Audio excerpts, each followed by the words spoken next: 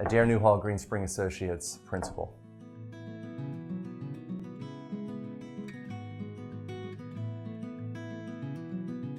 From the time that I left Baltimore when I was age 18 to where I'm back now, I see 4 or 5 angel groups that want to get more active. But I don't think that there is, you see more organization in a lot of the angel groups when you go to other major cities.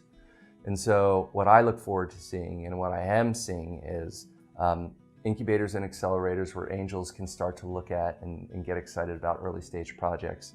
There'll be events like these that can bring people from a national level in.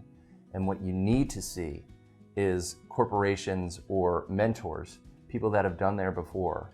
And I think with all these people, all these ingredients coming in over the next year or two, I think it will catalyze something.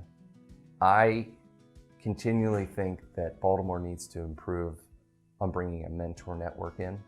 And I think a little bit has to do with, usually you find corporations are not the best at entrepreneurship, but Fortune 500 companies do spawn a lot of entrepreneurs.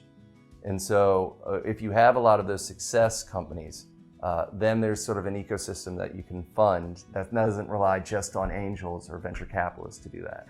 That's what Baltimore needs to try to consider. And I know that Kevin Plank is doing a good job of rallying around some of the leaders.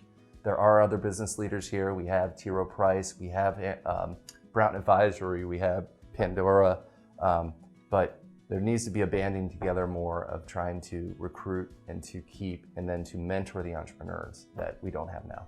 You talk to a lot of people when I lived abroad or on the West Coast, and they would say, when I think of Baltimore, I think of The Wire and I think of cereal. And if they have not been to this location, if they've not seen what Under Armour is doing in the Port Covington area, then they're doing a disservice to themselves. That includes the incubators that have developed here like Betamore and such. There really are a cost-effective territory or region where you can build companies at a cheaper rate, scale them quickly. You have an ecosystem that you can pull from some of the major metropolitan areas that are nearby, and you also have 95 and Amtrak that can get you to the major cities. And so I think Baltimore is sort of right at the cusp of doing something great, and we're lucky to have a corporation like Under Armour to help, and Johns Hopkins to help push us forward. The Mid-Atlantic has a lot to offer, and that includes places as far as Philadelphia and beyond, that goes as south as Charlottesville and beyond. But I would lie to say I'm an alumni of both UPenn and UVA, but I knew exactly what they were bringing to the forefront. And the common thread between that was actually healthcare. There was an article about how the universities are spending in sort of their projects, and you would notice that Hopkins was at the top, UPenn was very close to that, and then UVA is all within the sort of top 10, top 15 of money spent into early stage projects, academic projects.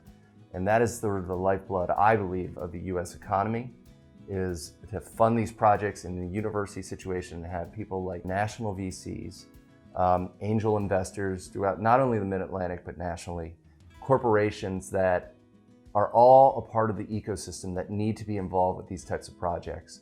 And lastly, entrepreneurs. You need the people to have the vision to bring these projects to life.